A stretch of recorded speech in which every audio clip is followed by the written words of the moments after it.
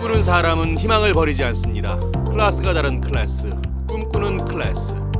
반갑습니다. 탐험가 허영호입니다. 저는 50년 동안 등반 탐험을 해왔습니다.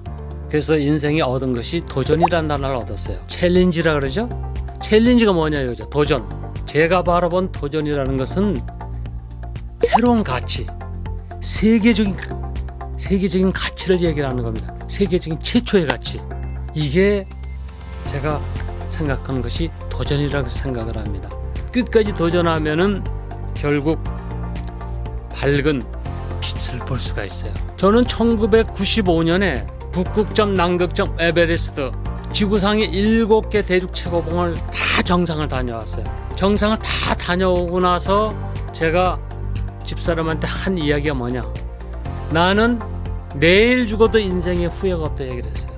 저 오늘 죽어도 인생 후회 하나도 없습니다. 왜? 저는 세계적인 목표를 몇백 프로를 했기 때문에. 해보니까 돼요. 왜? 우리나라는 역사가 도전이란 역사가 없는 나라입니다. 탐험의 역사가 하나도 없는 나라입니다. 이 없는 나라에서 제가 생각했던 것을 공부하고 준비하고 훈련해서 뭐냐, 해보니까 에베레스트도 6번 올라가게 되고, 북극점도 2번을 가게 되고, 남극점도 걸어서 2번을 가게 되고, 그런 극한적인 상황이 도전해 보니까 적응이 되고 성공할 수가 있었습니다. 도전해 보는 거예요. 해 보니까 제가 봤을 때 되는 겁니다. 제가 되면 뭐냐, 여러분들도 될 수 있다는 얘기거든요. 근데 그런 많은 시간 과정 중에서 뭐냐, 안전하게 사고 안 나고 끝까지 살아서 도는 것도 또 굉장히 중요합니다. 제가 많은 분들한테 질문 받는 것 중에 하나가, 에베레스트 정상이다, 북극점이다 가서 태극기 꽂고 오면은 돈이 생기느냐, 제일 많이 물어봅니다. 북극점, 에베레스트 정상 다녀와도 돈 안 생깁니다. 무상의 대가입니다. 그러니까 일반인들은 이해하기 힘듭니다. 왜? 많은 시간과 돈이 들어가고 위험한 데 도전을 하는데 돈이 안 생긴다. 그러면 여러분들은 돈이 안 생겨도 할 건가 안 할 건가 한번 생각을 해보세요. 꼭 인생에 살아가면서 돈이 생기는 것도 중요하지만은, 일을 열심히 해서 돈 생기는 것도 중요하지만, 자기의 이상의 목표를 세워서 도전해서 성공하는 그런 즐거움, 큰 기쁨도 있어요. 꼭 돈만 가지고 우리가 세상을 살아가는 것을 아니라고 얘기를 해주고 싶어요. 왜? 저는 자연에 그만큼 도전해서 성공을 해서 안전하게 돌아왔기 때문에. 진짜 등반 탐험 굉장히 위험합니다. 저는 에베레스트 정상에 6번을 올라갔는데, 늘 올라갈 때 온도를 보면 영하 35도입니다. 거기다가 바람 부는 체감 온도 따지면 영하 50도 전후가 돼요. 그러니까 날씨가 좋은 날도 있습니다. 왜? 에베레스트 정상 8,000m에서 너무 더워서 하산하는데 내복만 입고 내려왔습니다. 옷 다 벗었어요. 아래 왜 내복만 입고 내려왔는데, 이런 날씨도 있습니다. 에베레스트 정상에서. 또 폭풍선 몰아치면 아래 왜 우모복 파카 털바지 다 입어도 얼어 죽을 정도로, 뭐 얼굴을 쳐다보기 힘들 정도로 이 악천후도 에베레스트에 있습니다. 이런 극한 상황에서 뭐냐, 살아서 안전하게 하산을 해야 되는 거죠. 살아서 돌아왔습니다. 제가 1993년 4월 13일 에베레스트 정상을 무산소로 올라갔어요. 산소 없이 2번째 올라갔는데, 당시에 중국의 사과를 맡아서 등반했는데, 제가 4일 만에 에베레스트 정상을 셀파와 둘이서 무산소로 올라갔어요.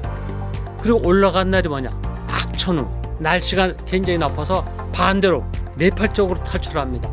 반대로 이틀 만에 걸어서 네팔 베이스 캠프로 왔는데, 6일 만에 에베레스트 등반을 횡단해서 넘어왔어요. 진짜 38시간 만에 물을 먹고 살아서 옵니다. 먹을 게 없어가지고. 8,500m에서 비박합니다. 정상 갔다가 또 넘어오면서 8,500m에서 또 비박을 해요. 텐트 없습니다. 입은 옷 그대로 앉아서, 왜? 죽지 못해서 살아야 되니까. 그리고 웅크리고 앉았다가 날이 밝으면 또 걸어서. 그래서 6일 만에 무산소를 등반한 적이 올해가 30년이 됐어요. 해보니까 무산소 등반도 가능한데요. 보통 등반에서 산소와 무산소라는 걸 씁니다. 보통 8,000m 등반할 때 산소를 씁니다. 산소 공급을 받습니다.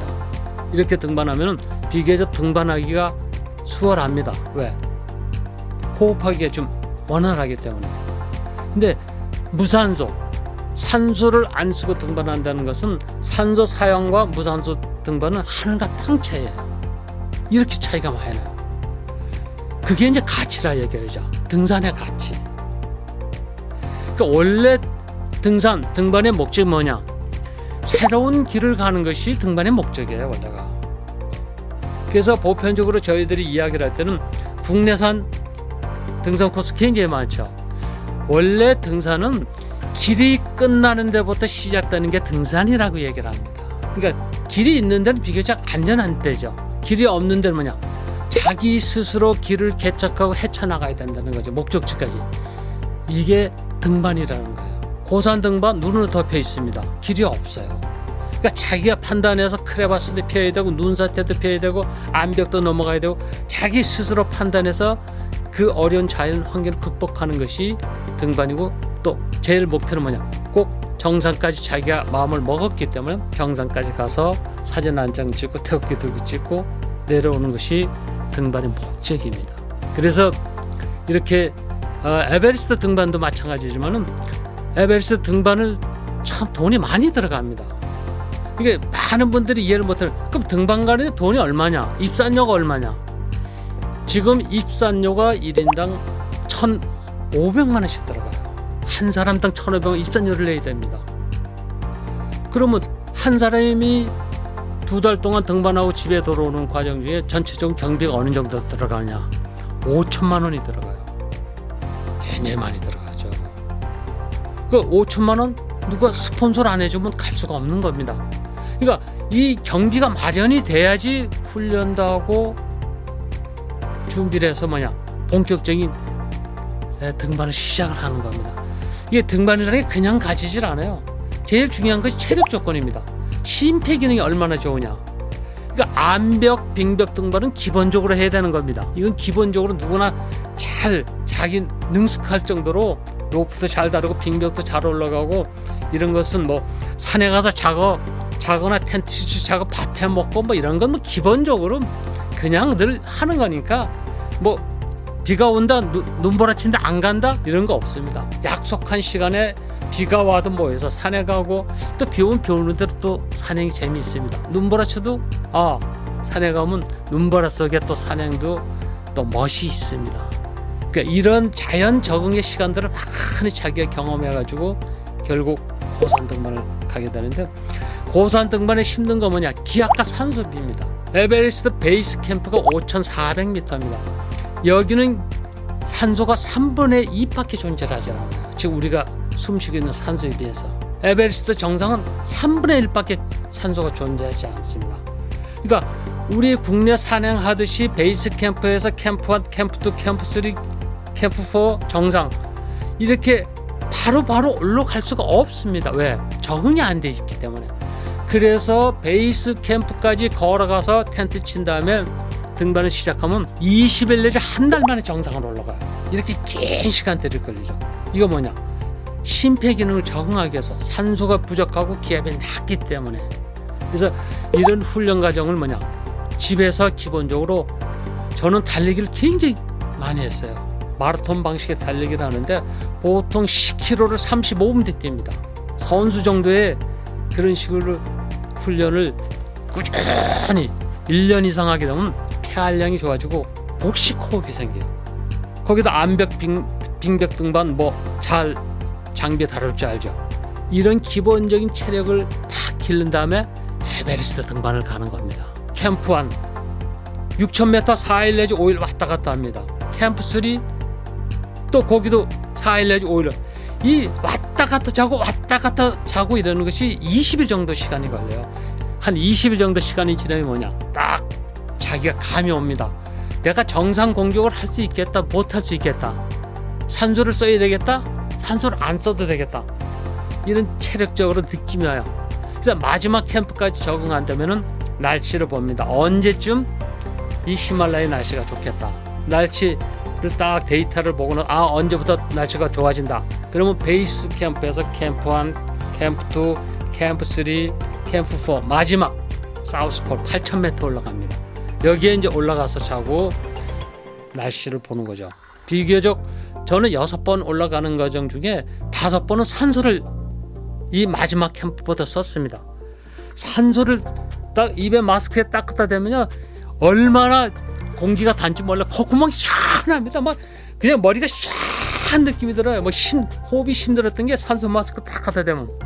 그래도 산소 마스크 등반을 하면요 한 10m밖에 못 갑니다. 힘이 들어서. 근데 무산소 한 번 등반했을 때 뭐냐 2-3발짝만 걸어가면 폐가 터집니다. 속도가 그렇게 늦어요. 그러니까 산소와 무산소 등반은 하늘과 땅 차이입니다. 그래서 5번은 산소를 사용을 했고 한 번은 무산소 등반을 제가 1993년 4월 13일 날 산소 없이 에베레스트 정상을 올라가 봤습니다. 가보니까 무산소 등반도 되더라. 가능하더라. 근데 우리 후배들도 무산소 등반 도전하다가 많이 죽었어요. 체력이 맞아야 됩니다. 무산소 등반. 그래서 그것은 체력이 맞는 것은 아까 제가 얘기했듯이 준비가 제일 중요한 것은 준비입니다. 준비가 잘 되면 뭐든지 성공할 수가 있습니다.